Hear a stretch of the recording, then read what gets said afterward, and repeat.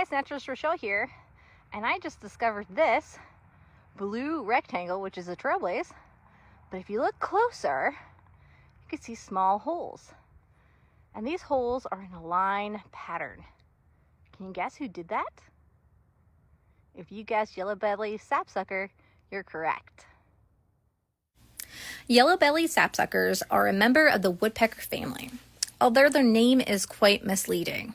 They don't, in fact, suck up the sap from the trees, but rather they slurp them up with a specially adapted tongue that is somewhat spoon-shaped with tiny little hairs that act like a paintbrush that allow them to absorb more sap. These woodpeckers will also eat insects and fruit.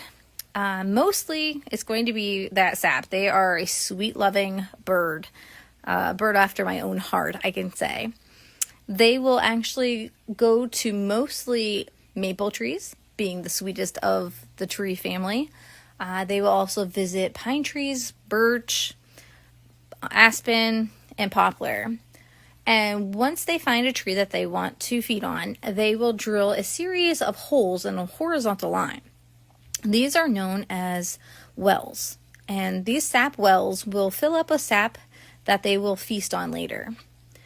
They have to be very mindful of their holes because they do scab over, so they have to tend to them often. And while they're doing that, they have to ward them off from other birds such as hummingbirds, warblers, and other woodpeckers.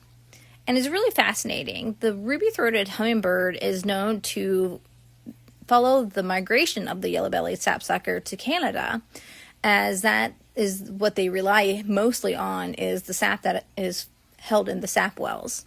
So they have to kind of fend them off and tell them to skedaddle and find your own sap.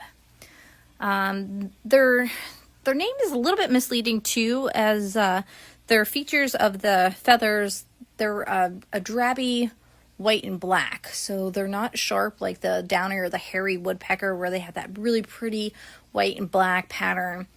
These guys, they tend to have like a drabby look to them. It does help them camouflage in the trees, so it can be hard to find them if you're looking for them in the woods. But when it comes to the yellow-bellied, if you look at the yellow-bellied sapsucker, they really don't have like a bright yellow on them. It's kind of dull and just a hint of yellow.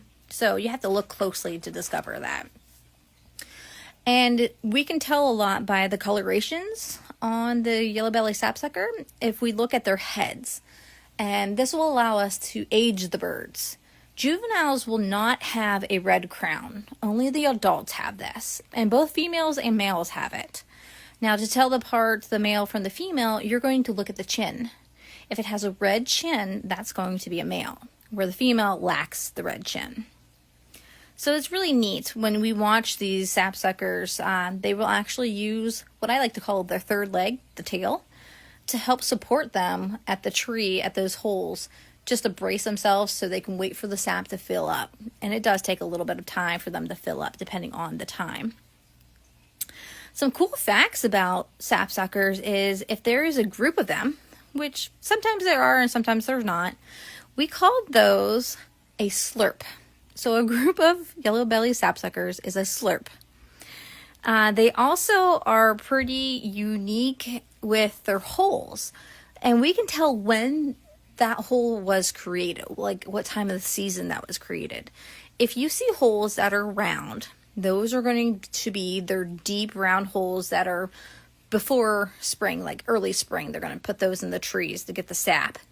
But once that tree has a lot of leaves on it or starts to leaf out, they're going to change the shape and the depth of that hole. So they're going to be more shallow and in a rectangle pattern. So that's pretty neat. Another fun fact is that they will use man-made material to help with drumming. And they drum to either protect their territory or to attract mates.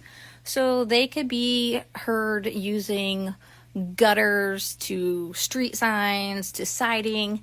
That material amplifies the drumming, so it helps them out. So that's really neat. So the next time you hear a woodpecker pounding its way on a sign or the gutters, it could just very well be a yellow-bellied sapsucker.